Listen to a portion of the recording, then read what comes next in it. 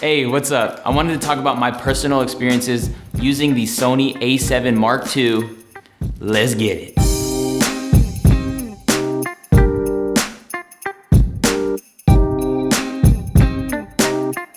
Hey, thanks so much for checking out this video. My name's Omar Eltakrori, and I'm a local photographer slash videographer in Las Vegas, Nevada. Just a quick background check on me though. I initially got into video when I was in high school. I chose broadcast journalism, and I ended up taking it 3 out of my 4 years. I really loved it. I loved editing. And then before I knew it, I found myself going to college, and I was going for broadcast journalism, where you kind of didn't learn too much about video. It was more or less the writing aspect of it and storytelling and stuff.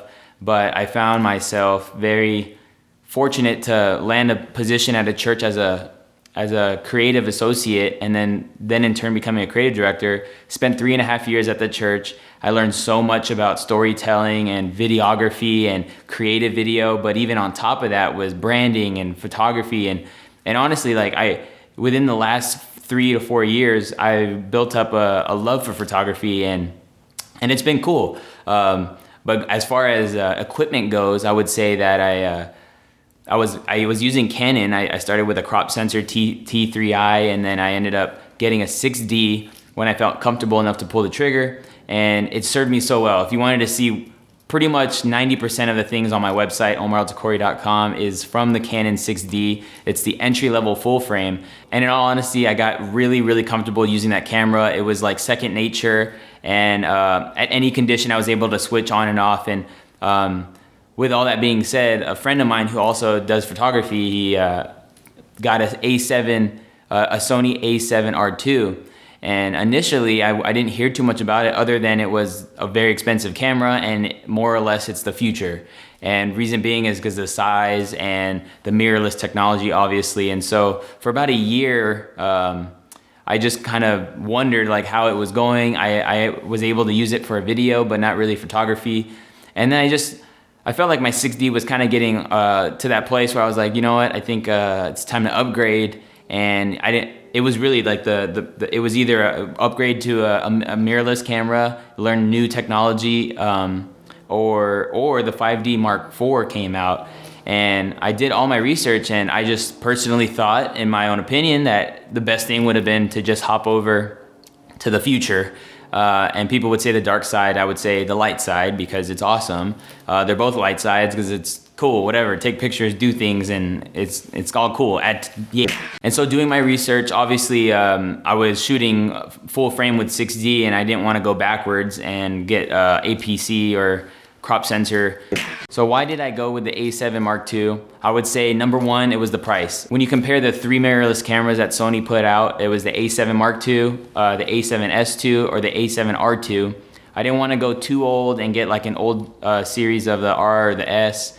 I ended up landing on the A7 Mark II because of, I would say number one was the price. I got the body style, I got the full frame, and honestly, I didn't feel like it was overkill or underkill. With my emphasis being photography, even I do video, I didn't want to go with the S because of the megapixels, quite small. And then I felt like the R2 is 42 megapixels, which was, doing a lot of stuff. People wouldn't recommend even shooting weddings if you're that type of shooter that really want to capture those moments, buffering and even your workflow on the back end when you're editing.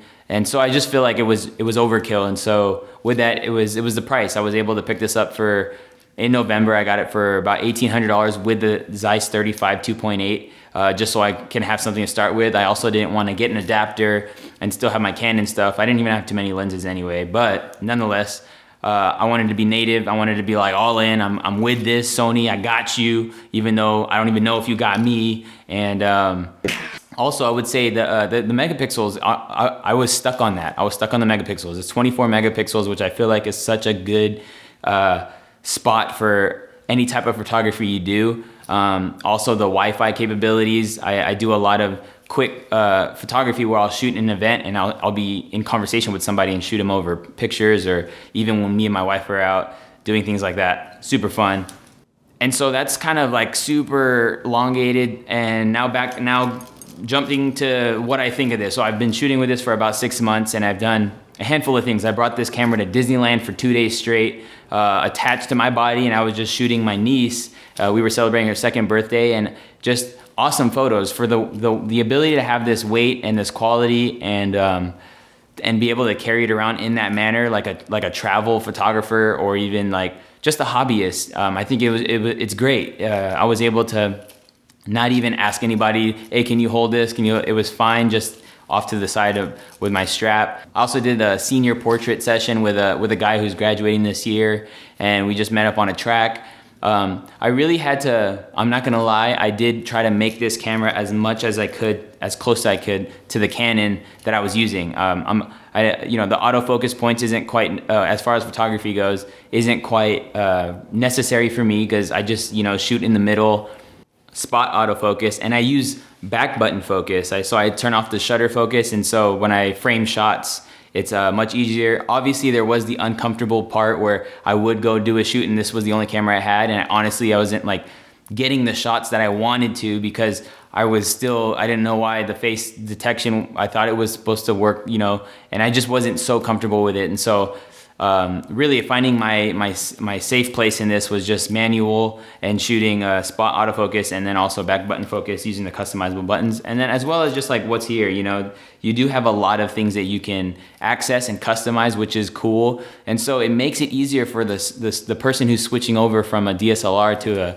or at least Canon. I haven't used Nikon, but switching over from a Canon to a mirrorless full frame. And so I thought it wasn't seamless, but yet the educational curve was there because I cared. I was bought in. When I sold my Canon, I had no other choice but to make this work, and it did. And so I think some things to consider if you're considering to swap over is to think of that. Think of like what's overkill.